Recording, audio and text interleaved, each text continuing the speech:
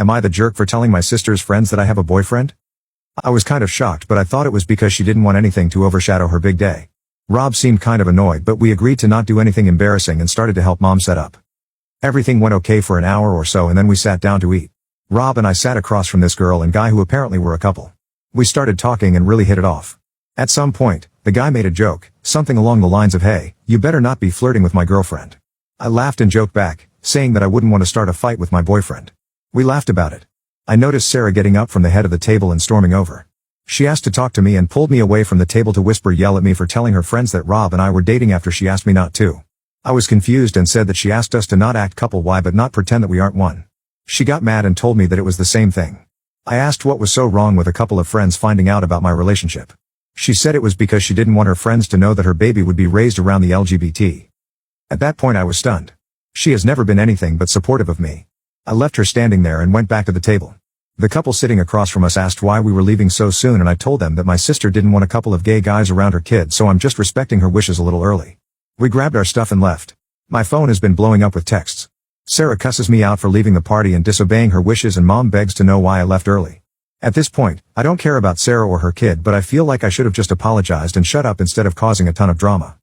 So, am I the jerk? Update 2 days later. Thanks for all the comments and advice, everyone. Rob and I really appreciate it. Yesterday morning I had a phone call with Mom where I told her everything that Sarah had said. She was appalled and told me she was sorry before hanging up and telling every family member she has contact with.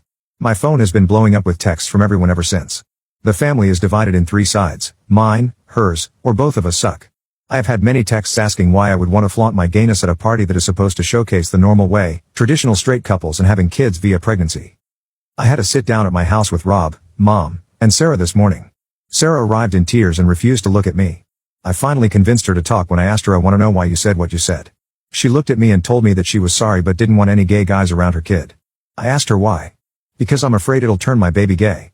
I don't want them to get bullied." Rob laughed and told her she was an idiotic bitch and left the room. I was incredibly upset as well, but I stayed for a minute to tell her that she was wrong, that you cannot be turned gay. That you are simply born gay.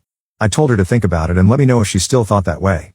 If she thought about it and did, I'd be no contact with her for the foreseeable future. I told her I still loved her but that boundaries needed to be set as she had hurt and disrespected my partner and me. Both of them left. I spent a long time consoling Rob.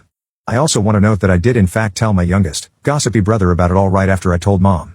He says he never wants to be involved with Sarah again. I feel so bad that I'm dividing the family. Just a few minutes ago, I got a call from Sarah who said that she was very sorry. She had discussed it with her fiancé and he had reiterated everything that I had said about being born gay.